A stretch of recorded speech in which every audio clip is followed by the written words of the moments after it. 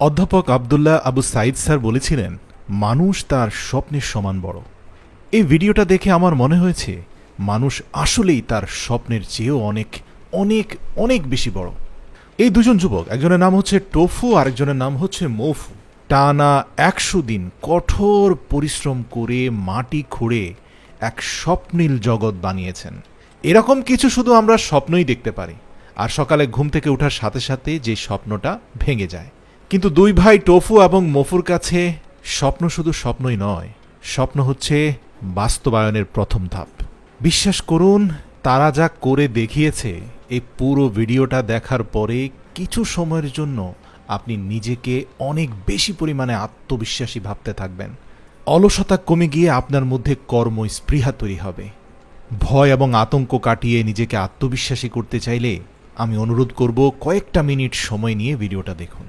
আপনারা ইতিমধ্যে দেখতে পেয়েছেন বড় তাল গাছের উপরে তাল ধরার ডালগুলোকে কেটে সেখান থেকে এক বিশেষ ড্রিঙ্ক বা এক ধরনের রস বের হয়, যেটা মানব শরীরের জন্য খুবই উপকারী, তাৎক্ষণিকভাবে মানুষকে অত্যন্ত শক্তিশালী করে তোলে। প্রাকৃতিক বাঁশের গ্লাসের মধ্যে সেই রস সংরক্ষণ করে দুই ভাই পেট ভরে সেই রস পান করল।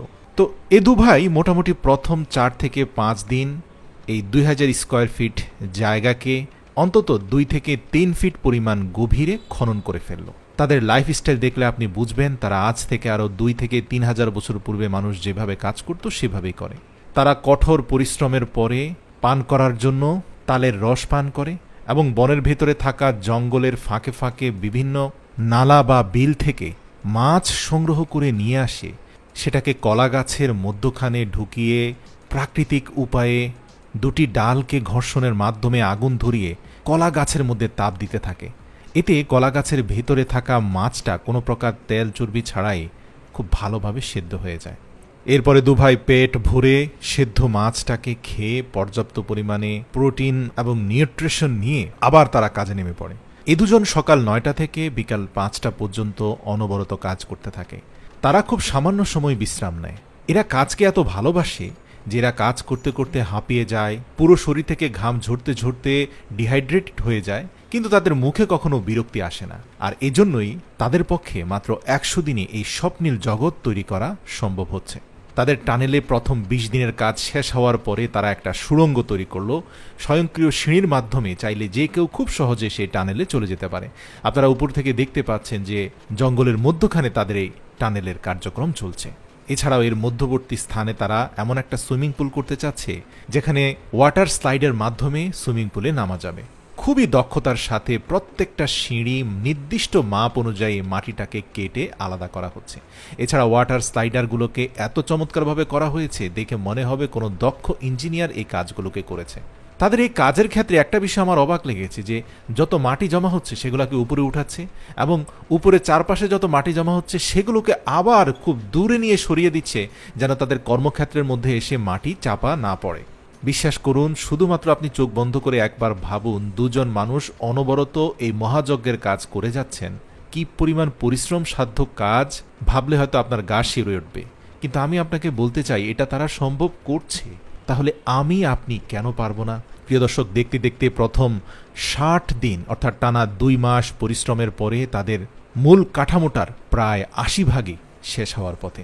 তাদের সুইমিং পুলকে কেন্দ্র করে চারপাশে তারা রাজপ্রাসাদের আদলে সিঁড়ি এবং পিলারের সৃষ্টি করলো এবং মাটিটাকে এত চমৎকারভাবে কাটিং করছে, ডানে বামে কোথাও আপনি কোনো খুঁত খুঁজে পাবেন না। তাদের কাজ এমন নয় যে শুধু শেষ করে ফেললেই হবে, বরং তারা তাদের স্বপ্নের মতো করেই কাজটাকে শেষ করতে চায় এবং এই শিল্পের মাধ্যমে তারা তাদের নিজেদের পরিচয় তুলে ধরতে চায়। শেষ পর্যায়ে কাজ ১০০ দিনের মধ্যে শেষ করার জন্য তারা রাতে আগুন জ্বালিয়ে আবারও সেই বিল থেকে ধরা মাছ সেদ্ধ করে খেয়ে রাত জেগেও তারা কাজ করেছে। প্রিয় দর্শক, থাইল্যান্ডের জঙ্গলে কিছু কিছু স্থানে আপনি দেখতে পাবেন এমন অনেক মাটি আছে যে মাটিগুলো অনেকটা সিমেন্টের মতো শক্তিশালী হয়। এই মাটিগুলো আপনি যদি খুব ভালোভাবে গুঁড়ো করে এগুলোর সাথে আপনি পানি মিশাতে পারেন তাহলে সেগুলো কিন্তু সিমেন্টের মতো যে কোনো জায়গায় আপনি প্লাস্টারের কাজে ব্যবহার করতে পারেন। তবে শর্ত হচ্ছে খুব ভালোভাবে গুঁড়ো করতে হবে। তাদের আন্ডারগ্রাউন্ড টানেল হাউসটার মূল কাঠামো সম্পন্ন হয়ে যাওয়ার পরে স্লিপার থেকে শুরু করে সুইমিং পুলের ফ্লোর, সিঁড়ি সব কিছু প্লাস্টারের জন্য তারা এই ন্যাচারাল সিমেন্টের ব্যবহার করছে। ওয়াটার সাপ্লিকেশনের জন্য ন্যাচারাল ওয়েতে তারা একটা বাঁশের মাচা তৈরি করলো। তাদের মাচার দেয়ালগুলোকে খুব ভালোভাবে এরকম সিমেন্ট মাটি দিয়ে চৌবাচ্চার আদলে তৈরি করে ফেললো। মাচার অগ্রভাগে 3টা বাঁশকে রাখলো, যে বাঁশগুলোর মধ্যখানের ব্লকেজগুলোকে তারা আগেই সরিয়ে দিয়েছে, যার কারণে এই বাঁশগুলোকে আপনি অনেকটা ন্যাচারাল পাইপ লাইন বলতে পারেন। তো নিচের সিমেন্টের উপরে তারা কিছু অ্যাকোয়া কালার মিক্স করলো, যাতে এর উপরে পানি ঢালার পরে পানির রংটা অত্যন্ত মনোমুগ্ধকর হয়।